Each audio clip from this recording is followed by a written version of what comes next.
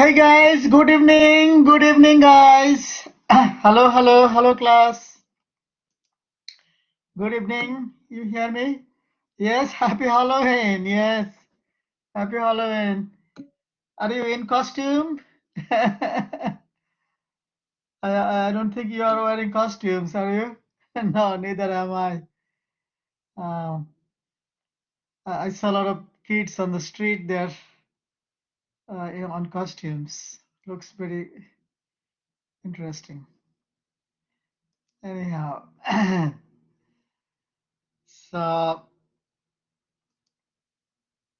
All right, so I hope you still have some time to go to trick or treat after the lecture if you like. Uh, have I graded exams? Will I upload grades on Blackboard? Answer is um, almost yes to both, which is this. I have, it's three pages, so I graded 2 pages for all exams. So last page is remaining for all exams, so which will not take much time. So I'm pretty sure I'll be able to upload, as you said, grades on Blackboard. Yes, I will do that this week. I'm also giving another exam this week tomorrow. That's why there is this slight delay. But yeah, I definitely intend to upload on Blackboard definitely this week. I'm sorry I was not able to do by today, but maybe tomorrow or Wednesday for sure. Okay. Yeah, by Wednesday definitely it will be there. All right, so there's that. And what else? So this lecture, this lab you will be welcome. This lab you will be doing tomorrow is as you have seen in the title of the lab. I wrote a food flavoring compound. So food flavoring, there are various types of flavoring compounds that are used. Many of them are natural flavors, and uh, many of them are artificially synthesized. In cases where artificially synthesized chemical is cheaper, then they use those things, as you would imagine in a market-oriented society or capitalist society. So, so we are going to be making a compound that is an ester. Ester. So the compound you make, general uh, family-wise, it is an ester molecules, and ester can be synthesized in a number of ways. Those who have finished organic 2, you know that the most common one is Fischer esterification. Fischer esterification, and that is the one you are going to be doing. Fischer esterification. This is E. Fischer esterification. Although you can make ester from other than this method, but this is the one we are going to be resort to. Oh boy, you are right. I forgot to share the screen, so you could not see what I wrote. Sorry about that. My apologies. Mm, okay, so all right, you will see right now. I did not write too much anything yet. Yeah, I just spoke, did not share, my mistake. Anyhow, so here it is. So you'll be making a food flavoring agent or a compound, and this particular one is going to be an ester. There are various types of compounds. Actually, esters are relatively common compound uh, that are present in various fruits as flavors. That is the reason we are using this particular category and this particular method for the synthesis of that also. Many of these esters that create such flavors, for example, the ones that you are going to be doing in particular, this is just not any food. Actually, these are mostly fruit. These are fruit flavor, which means, of course, you don't use flavoring agent to flavor a fruit. What I am saying is that the flavor that is present in various fruits you eat, or the chemicals present in various fruits that gives their characteristic flavor, many of them are actually esters. Okay, they are esters, and that is the reason we are going to be synthesizing. Some of the flavors you can imagine for, such as an apple, pear, banana, orange, pineapple, these common fruits. As a matter of fact, their flavors are also uh, very, what is it called? They're esters and very similar chemical structure also. Surprisingly, their structure is also similar. One big similarity is, if you are to write the general formula of an ester, as you know, you write like this, and then here you can write an R prime, this side you can write an R, for example, right? These are two alkyl groups, that's your ester functional group. Most of the fruits, again, I'm not vowing for all, but most fruits, let me write the word most fruits, they actually have this R group only 2 carbons, meaning they are like this. So, and this side, this can be various kinds of R groups. And that R groups actually surprisingly they vary in carbon number, not very big variation. Between 4 and 7, 4 and 8 would be definitely safe to say. So here these C usually between C4 and C8 most of the times. But they're not all straight chain. Actually, most of them are the various branches. So keep that in mind also. So the food flavor that you are going to be making today, I definitely don't want to give out the secret. If I tell you, then you are not going to have a surprise, especially on a Halloween day, except the fact that it is not spooky. There are some flavors are very bad, some flavors are nice. Uh, Only 2 semesters ago, we used some flavors that were really bad flavors. So finally, I asked Kunga, and finally we agreed and finally able to change. So this one is going to be one of the fruit flavors that is a nice flavor. So that would be pleasant to your what is it? Your taste buds, or actually flavoring is not taste bud; it is called olfactory, right? By the way, there is one professor who does research on olfactory in our department. Hmm. The protein and the sensory organs and the proteins that are responsible for that. He works on those, and his name is Kevin Ryan, not Kevin Gardner. Kevin Ryan. Kevin Ryan. Uh, I think uh, yeah, he's been doing this for quite some time. And so those who are interested, you can go to him also for that purpose. So having said that, the reason I'm kind of saying this and that for a long time is actually the reaction is very simple and easy and relatively short lecture also. So the ester you are making is this, where on the left hand side is 2 carbon, which means when you name an ester, you name the alkyl group on the right hand side first, followed by the left side changes to corresponding, coming from corresponding acid name turns into ATE. So this is going to be like some kind of alkyl acetate, right? Some kind of alkyl acetate, which gives out one clue that on this side, carbonyl side, you have only 2 carbons. Okay, and other side is something you do not know, which also is the thing, because it is advanced lab, you have to have some extra challenge. Otherwise, that reaction becomes a Genchem kind of experiment. You mix these two things and you get an ester. Very simple reaction. You always get products. There is no failure on that. So to make an extra challenge, we are having this R unknown. So in your case, this R prime is unknown, so that you can figure out what that is. But as again, as I said, there are no more than 8 carbons and no less than 4 carbons. Just keep that in mind, roughly speaking. There can be branching and etc. So this is unknown, and this unknown part as you know from the Fischer esterification reaction mechanism, that part comes from alcohol, which I'll be talking about soon. Therefore, we are going to be finding the unknown alcohol. What was the alcohol that was used to make this ester in the first place? Okay, what is the alcohol part?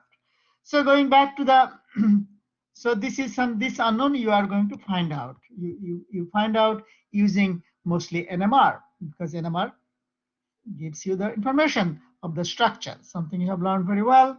You took exam. So R prime is unknown on the right side, alkoxy side, and you will find out. Okay, you will find out. Find out. So you'll find out using mostly NMR, and if you need other aids which are simple, they don't really give structure much. So basically, safe to say using NMR. So that's that. Now, going back to esterification, even though you can make an ester from other carboxylic acid derivatives such as acid chloride or anhydride, one simple means of making is from carboxylic acid. So from carboxylic acid, if I just write like this general formula, as if teaching you for the lecture, so an acid, and there is an alcohol, I'm writing ROH, two together make an ester, RCO, oops, better, O, NOR prime, right? Only thing you know that this R on the left side is going to be CH3, because it's two carbons, so CH3CO, that part is known. It is an acetate. Now, number of things goes with that. As such, nucleophilic substitution does not occur like this because carboxylic acid is not a good substitute for that. It does not have a good leaving group, right? That's number one. And that is the reason we are going to be using an acid catalyst. Second thing, our nucleophile is also weak nucleophile. It's an alcohol neutral nucleophile. Therefore, that is going to require two things in this comes with it. You're using a catalyst and the fact that this reaction is going to be reversible. Okay, this reaction is reversible, which also means ester can be hydrolyzed back to carboxylic acid and alcohol. By the way, other product is water. Another product is water. So opposite reaction is hydrolysis. Forward reaction is esterification. Why don't I write that also? So forward reaction is esterification, and backward reaction, going backward, is hydrolysis. Hydrolysis is the one going backward. Esterification is the one that is going forward. And this also is interesting because next week you are going to be the opposite reaction. You will be given an ester and you will hydrolyze using a different reaction mechanism. In fact, you are not going to be using acid catalyst, you will be using a different method. So we cover two different, chemically speaking, two different methods. So what I was saying that this reaction to go forward, you are also going to require an acid catalyst. Okay, acid catalyst, that is a must. Without this acid catalyst, this reaction would not occur. So in presence of an acid catalyst, a carboxylic acid, a carboxylic acid reacts with an alcohol to make an ester. As I said, in presence of an acid catalyst. That creates a definition of Fischer esterification. So Fischer esterification means acid catalyzed esterification between acid and alcohol. Okay, so that is what makes Fischer esterification in particular. So we can now add the word Fischer. Other esterifications are not Fischer because they use different reactants or reagents. But when you are reacting alcohol with carboxylic acid in presence of an acid catalyst, makes an ester, that is Fischer esterification. And that is what you will be doing in the lab tomorrow. Okay. Now, looking at this, you do not know for sure whether this oxygen in the product, whether it is the oxygen from the carboxylic acid or from the alcohol. It can be either one, right? You do not know that for sure. And actually, there are experiments that can be done by which it can be proven. That method is called isotopic labeling experiment. Isotopic labeling experiment. The word is iso, this is isotopic labeling. What it means, if you use one of the reactants that has an isotope of one of the atoms, in this case it will be on oxygen, because oxygen is the one in question we are not sure about. So if you use an acid, but the alcohol is such whose oxygen is oxygen 18, not the regular oxygen 16. And then you monitor the product where that isotopic oxygen is residing. Is it in the ester or on the water? Because we have a second product, water, that also has oxygen. So the oxygen on water, we don't know whether it's from alcohol or acid. Likewise, the oxygen on ester, we do not know whether it's from alcohol or the acid. But isotopic labeling experiment will confirm that. You are not going to be doing that. Isotopic labeling experiments are very tricky and requires isotopes. They are kind of a hazardous and risky. Specialized labs do that. We don't do that. There are some schools do that. So here is let me give you the secret out and then show the mechanism. In fact, the mechanism, this isotopic experiment will validate that mechanism. So it is observed the isotopic oxygen, O18, is found on the ester, which means that it came from the alcohol, right? It means it came from the alcohol because the O18 originally belonged to the alcohol. O18 is from the alcohol. So since that oxygen is in the ester, which means O18 came from the alcohol. So that evidence is present. Now using this evidence, now we can, our people decided the mechanism, or Fisher came up with this reaction mechanism. That is what we are going to be doing. So mechanism is this. So here I begin here. My screen occasionally freezes. Because here is how it goes. So here you have a acid. I'm just going to write like this. And as I mentioned, reaction is reversible. I also mentioned reaction is acid catalyzed. Generally, for catalyst purpose, acid that is used is sulfuric acid or phosphoric acid. Sometimes you even have used a mixture of the two because sulfuric acid may be too strong, and that's why you just make a mixture of phosphoric acid and sulfuric acid. Doesn't matter. Bottom line is you have a strong acid catalyst, HA, not any other acid, sulfuric acid or phosphoric acid or a mixture. Keep that in mind. Let me write it here also. It's sulfuric acid or phosphoric acid, which is H3PO4. Okay, so now that you're doing lab, you need to know all the details on all the tricky things that goes with a reaction. Now, mechanism-wise, let's do the mechanism. The purpose of this strong acid is to protonate the acid in the first place. So, without thinking too much, can you decide which oxygen is going to be protonated? Is it the oxygen on hydroxyl group or the one on carbonyl group? If you can answer quickly, fine. If not, that's also The OH. okay. Or anyone could write also. I could hear. Okay, so whoever said sound, that is also good. Don't, it's not problem at all. But the answer is actually we are looking for. Remember, anytime you are doing acid-base reaction, this reaction is acid-base reaction. because here we are using an acid.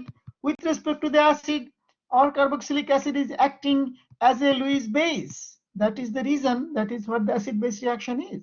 So when you're doing protonation, or strong acid is the acid, and who is being protonated, that is the Lewis base. That gives electron from the oxygen. So if we were to imagine who is going to be strong electron pair donor, because Lewis base definition is electron pair donor, actually it is the double bonded oxygen that is even more electron rich because of the presence of a pi bond next to it. So that's why actually in terms of mechanism, we should show that it is this oxygen that is being protonated. So now we see there is something new we learned today. So that are the small interesting things. So now let's write this. O is becoming OH because that is now protonated, therefore it became plus, and this is our OH stays like this. Now, those who are in my 263 lecture in or finish this course, I have mentioned, and here I'm going to explain that again. Do you agree that this carbonyl carbon now is much more positive, more partially positive than it was initially? Because a positively charged atom is inductively pulling electron from the covalent bond, making this carbon even more positive. And it is because of this reason that an alcohol, in this case, let me just write R prime OH, in fact, that's what I should be writing, that can now easily react with it as a nucleophile that is a weak nucleophile. So that oxygen will now attack this carbonyl carbon. It goes like this, and that results in R. O is becoming OH. Here you have another OH, and here you have OH on the R prime thing. Of course, this oxygen becoming plus.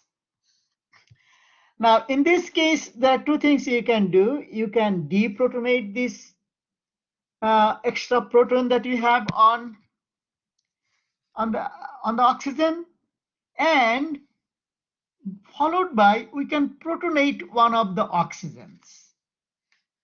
In this case, showing two separate steps is not wrong because we have only one positively charged atom, one extra proton to be donated, others are not negative.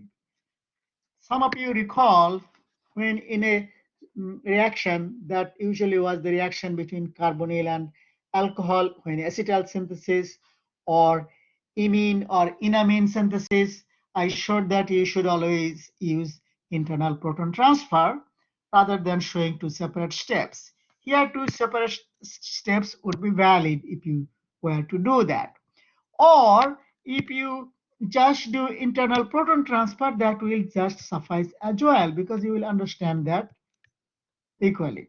Internal proton transfer, right?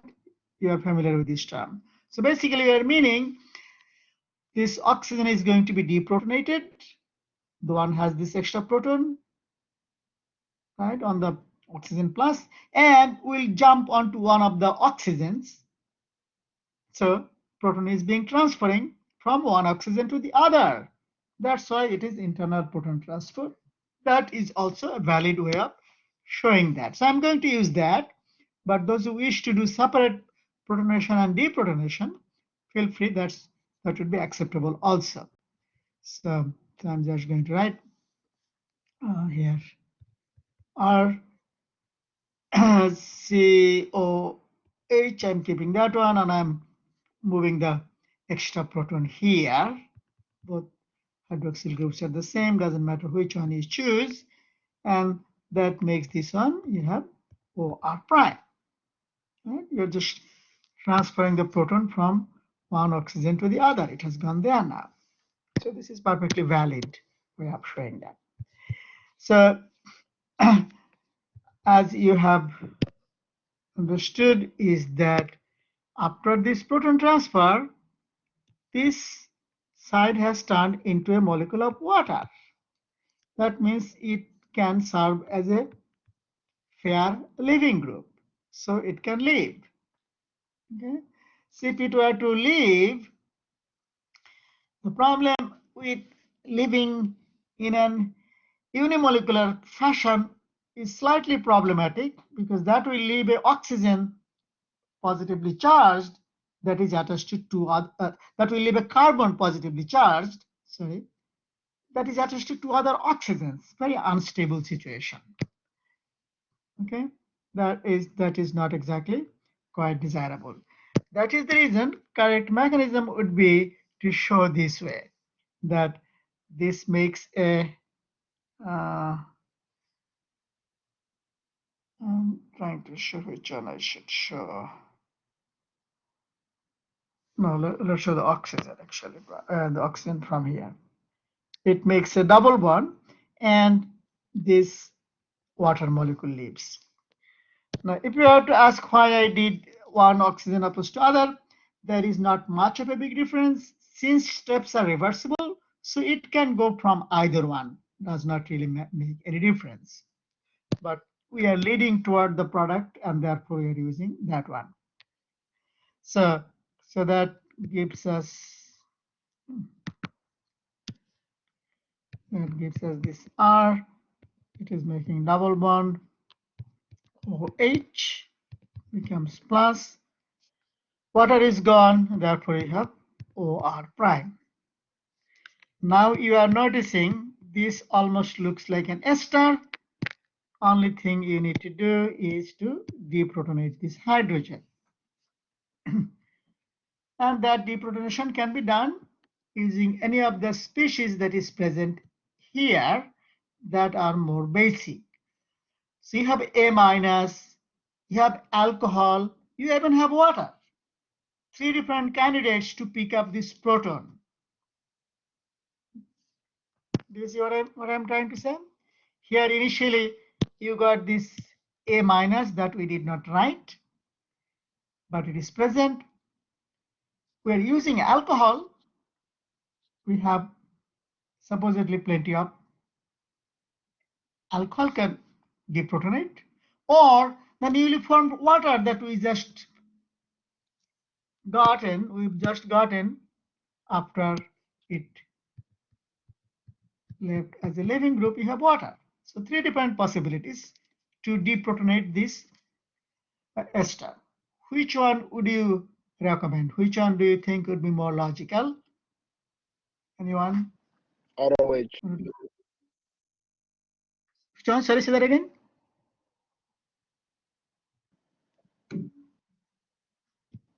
ROH.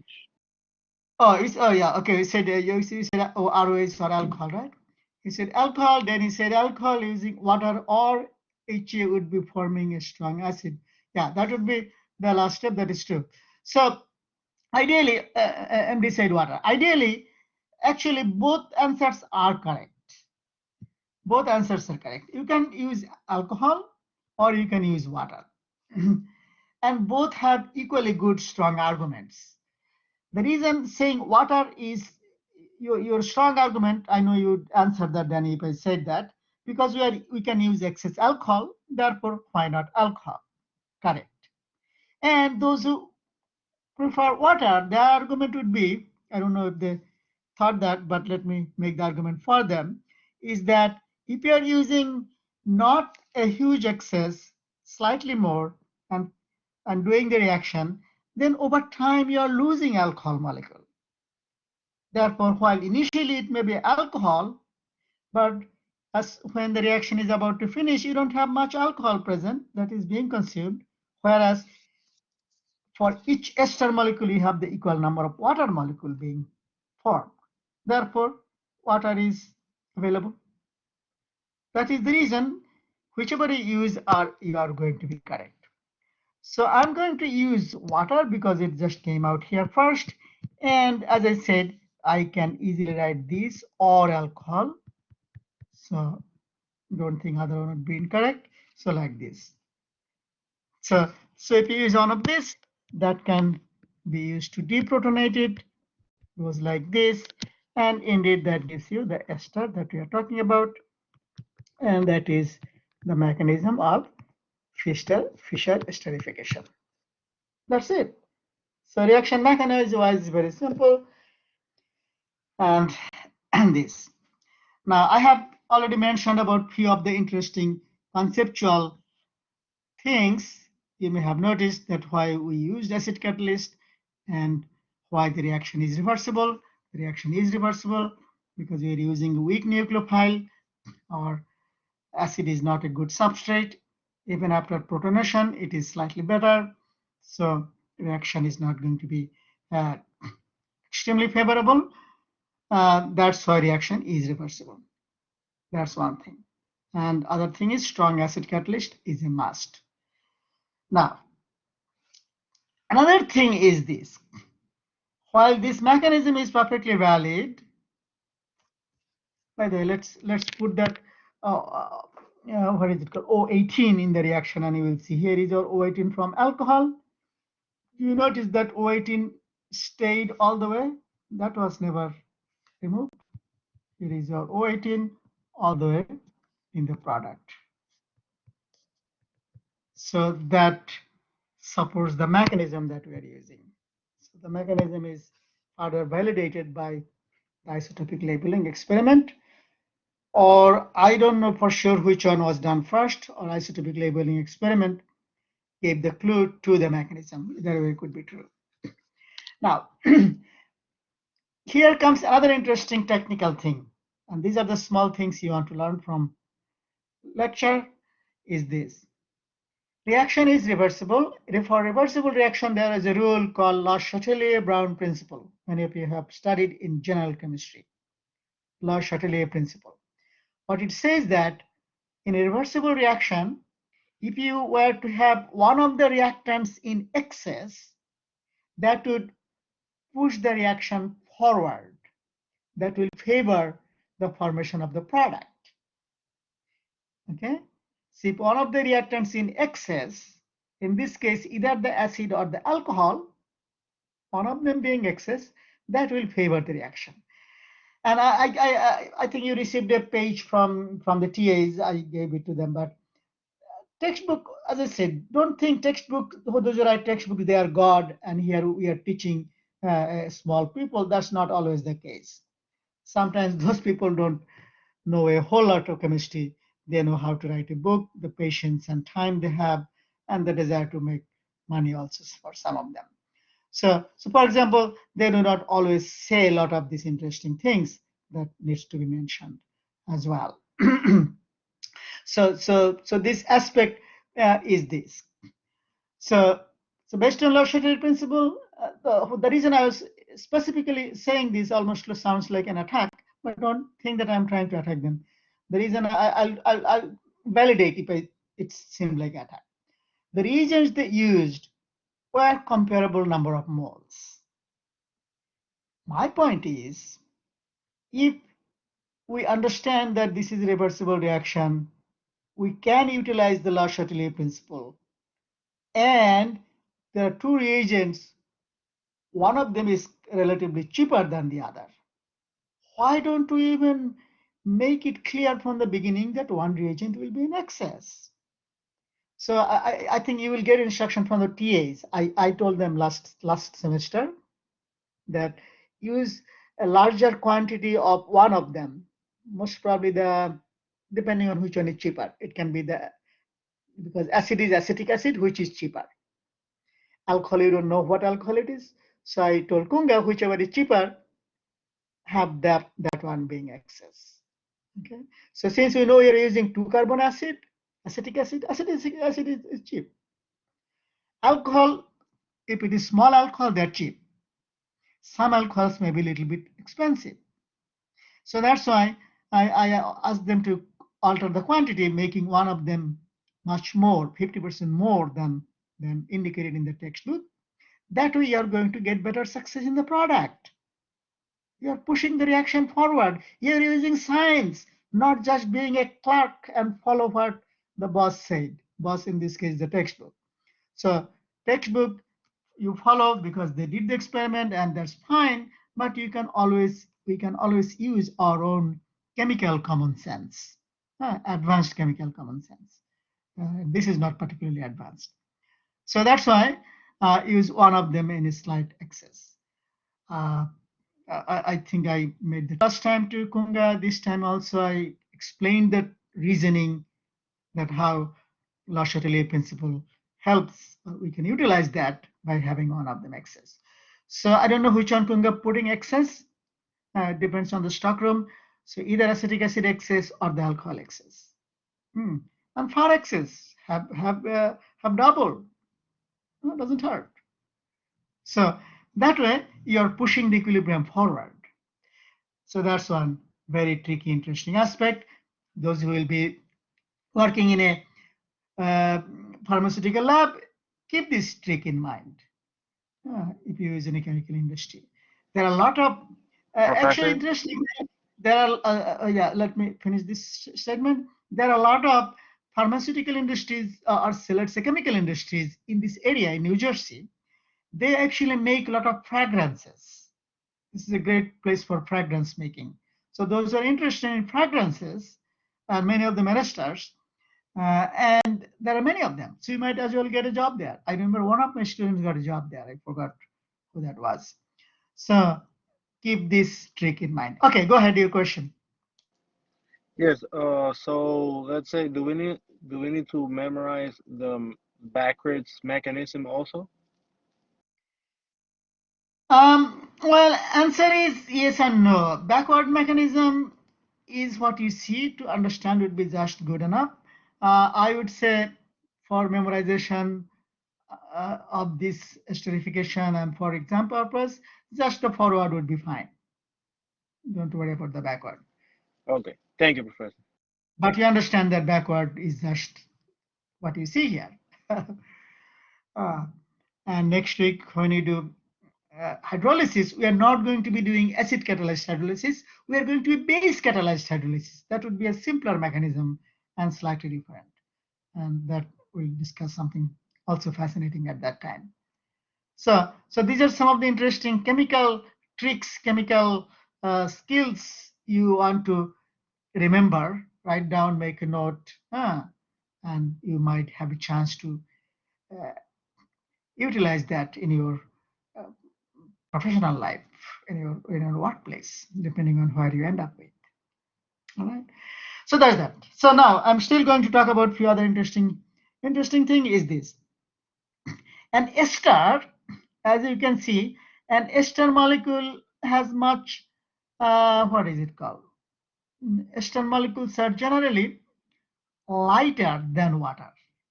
Water density is approximately 1. Most esters density is less than 1, which means it will be lighter. So as you see, there is water and there is ester, right? And they are equimolar.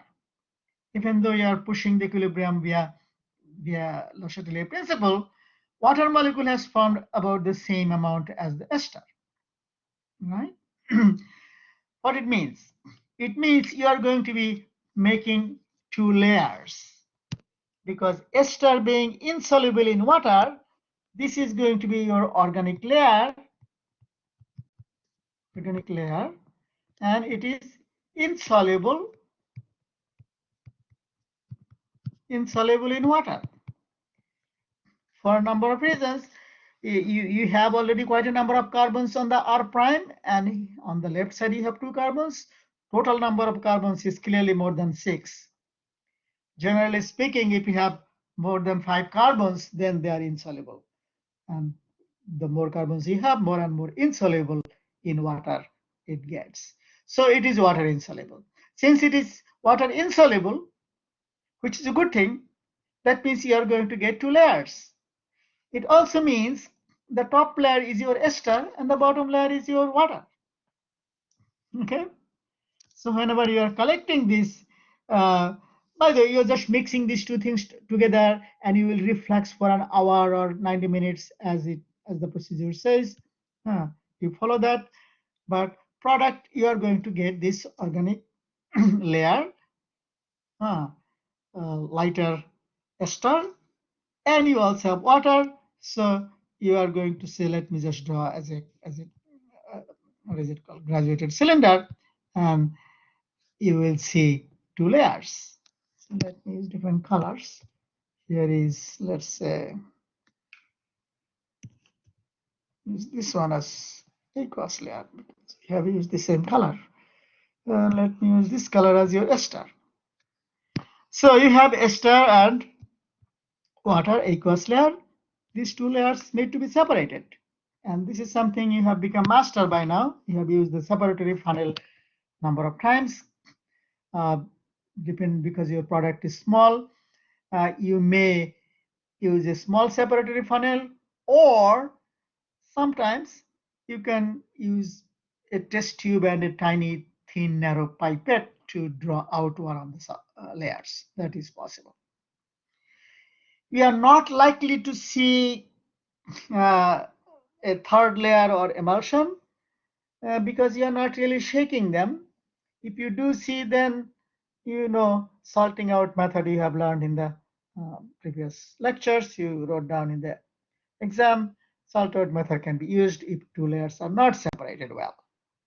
Okay, that is another tool on your belt. So you separate the two layers, and top layer is your ester, and that is whatever you are going to collect and have it pure form. Now, how can we get a pure form? There are a number of things that is present. First of all, you used, let's say, one of the reagents excess, whether acid or alcohol, that is going to be present. Second thing is you used acid catalyst, which is an aqueous acid. That acid is going to be present, right? These two are very obvious, undesirable things. Having an acid is not a good thing. Why?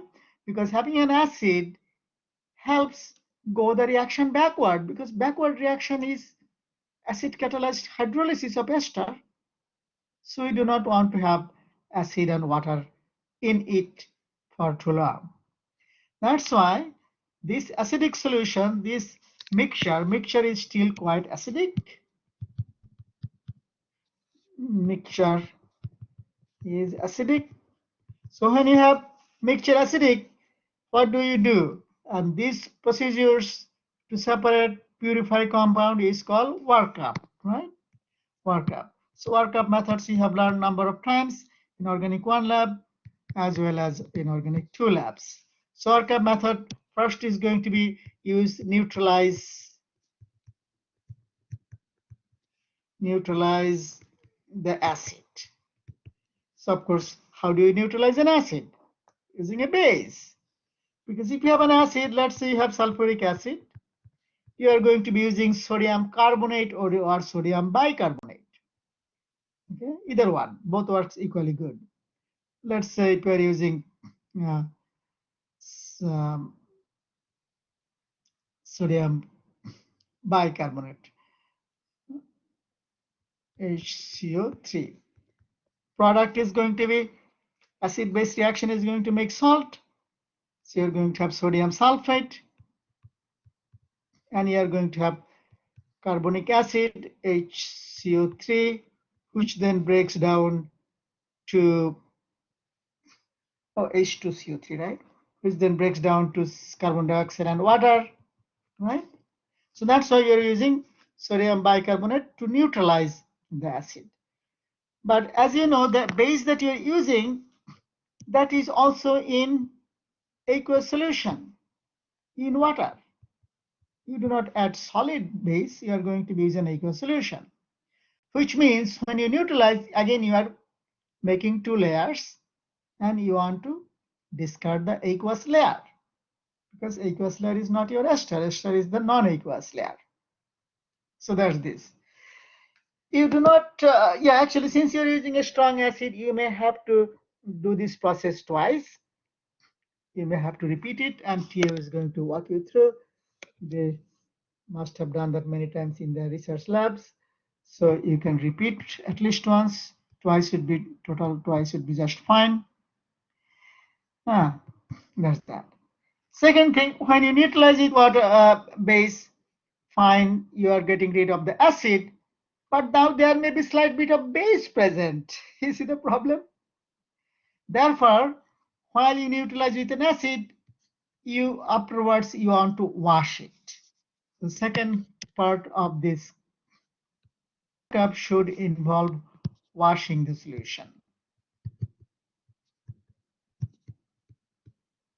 But solution meaning basically we want to say the ester, not even call the solution. Washing the ester. Because ester may be basic. How do you do that? You just add water, right? Add water.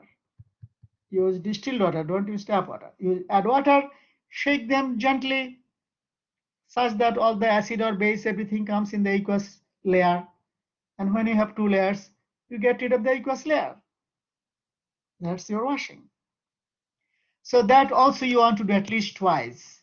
Okay, at least you want to do that twice. Repeat this.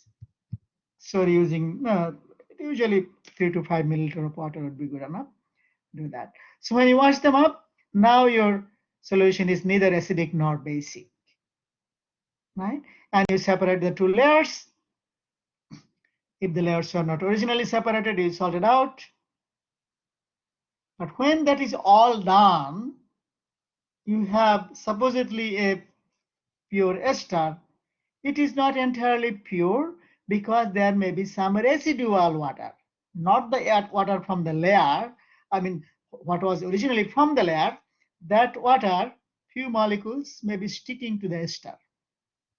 That is when the very last step you want to do is to dry it. I'm sure you have used it a few times. Dry the ester. So how you dry that? This time you don't have much water, a few drops here and there. You don't even see that. Okay, but there may be just sticking to the surface of the test tube or whichever earthenware flask you use. It can be earthenware flask. So drying the ester, you dry with sodium sulfate or magnesium sulfate. Magnesium sulfate is the best choice. Sodium sulfate will do that. Again, textbook writers are not always as the smartest guys. Many texts indicate calcium chloride, which is a very foolish thing to do. Calcium chloride is not a crystal, it comes as amorphous. They make globule by pressure. When it absorbs water, it absorbs and breaks down, becomes pasty thing, bad thing to use. Calcium chloride is a good dehydrating agent, but that is only used in the drying tube when you do reflux, not to dry a liquid. Big distinction. And you will see textbooks did not discriminate there at all. That's why I said this bad word, that they are not, textbook writers are not always the smartest people.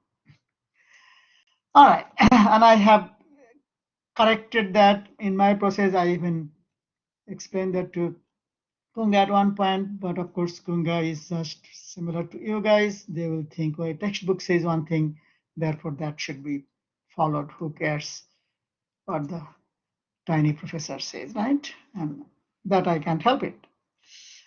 That's beyond my capacity. Whether you respect me or not, that's entirely up to you. I'm doing my part, my job.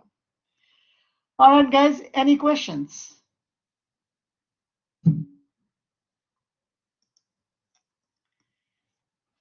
All right, yeah, we are also done, Anthony.